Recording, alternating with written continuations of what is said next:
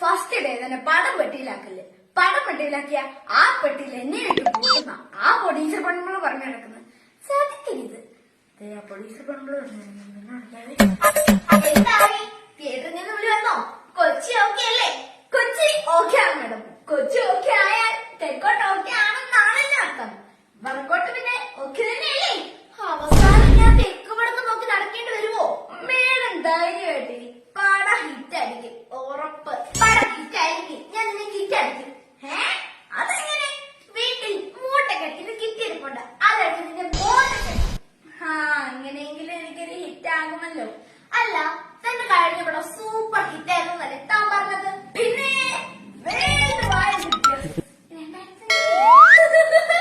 2000 രൂപയോ?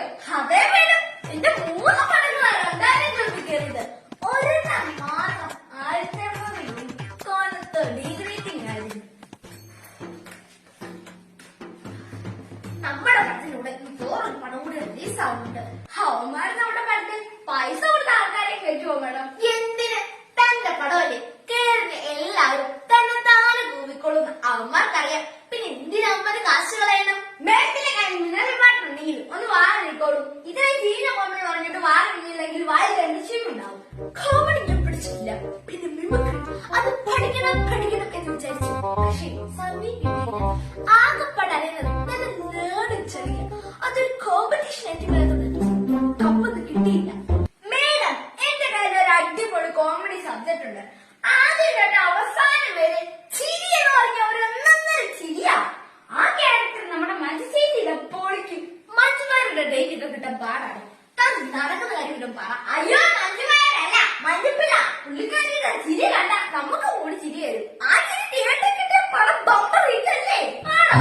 എന്നാ പിന്നെ ആ ക്യാരക്ടർ ഞാൻ ചെയ്താലും ചിലവ് കുറയുമല്ലോ. അതിനേക്കാൾ വേണം ഞാൻ ആ ചിരി കത്തിച്ചു കളയുന്ന. അതാകുമ്പോ ഒരു തീപ്പെട്ടി കളയാണ് ശരിയല്ലേ പോകും.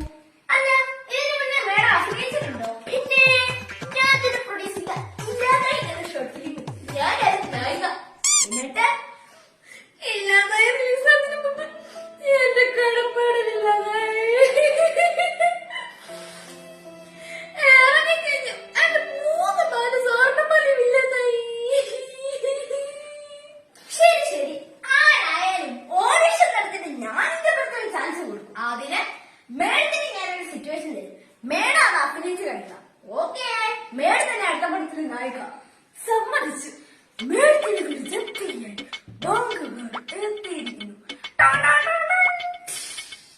അവർ തട്ടിച്ചു കഴിഞ്ഞു. അവരുടെ മേഡത്തിന്റെ റിയാക്ഷൻ അഭിനയിച്ച് കഴിച്ചു.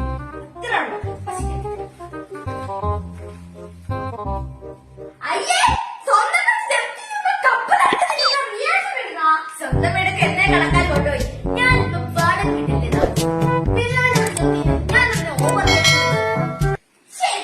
ഇത് ശരിയല്ല. ഇതല്ല അഭിനയം. നമുക്കൊരു വർക്ക്ഷോപ്പ് നടത്താം. താൻ സമ്മതിക്കുന്നത്തി വർക്ക്ഷോപ്പ് നടക്കണം. ദേ, എനിക്ക് വണ്ടിപ്പണിയാൻ കഴിയത്തില്ല. ഞാൻ വല്ല തയ്യക്കടലും.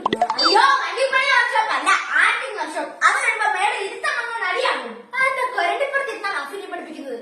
അയ്യോ, ഇരുത്തം വന്ന നടി എന്ന് പറഞ്ഞാൽ നല്ല സൂപ്പർ നടി എന്ന അർത്ഥം. ഓ, അങ്ങനെ. പിന്നെ ഒരു കാര്യം, നമ്മുടെ വലിയ നടി കഴിയുമ്പോ പേരിന്റെ കൂടെ super star, lady super star എന്നൊക്കെ വെക്കത്തില്ലേ? എനിക്ക് അങ്ങനെ ഒരു സ്റ്റാർ വേണം. അത്രയല്ലോ. മേഡം തിരുവനന്തപുരത്തിന് മുമ്പ് എന്താണ് പണി? എനിക്ക് കൃഷിയായിരുന്നു. റബ്ബർ, ഏലം, കുരുമുളക്, അങ്ങനെ കൃഷിയായിരുന്നു. എന്നാ ഇടാൻ പറ്റിയൊരു പേരുണ്ട്, അഗ്രികൾച്ചറൽ സ്റ്റാർ.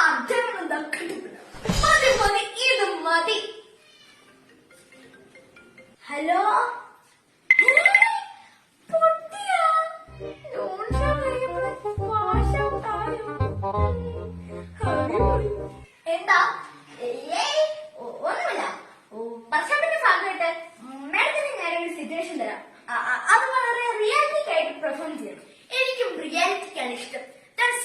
പറയട്ടെ, ഞാൻ ഇത് തകർക്കും. മേഡം വട്ടിപ്പലിശയ്ക്ക് കടമെടുത്ത് നിർമ്മിച്ച പടം 88 പൊട്ടി. ആ ദുഃഖത്തിൽ മേഡം തിരുവനന്തപുരം ഫാസി കയറി പഴനിക്ക് പോകുകയാണ്. ഓ, what a creative situation. Agriculture star Devananda Kattappana ഈ ദൗത്യം ഏറ്റെടുത്തിരിക്കുന്നു. പഴനിക്കുള്ള സൂപ്പർ ഫാസ്റ്റ് എത്ര മണിക്കാണ്? 2:00.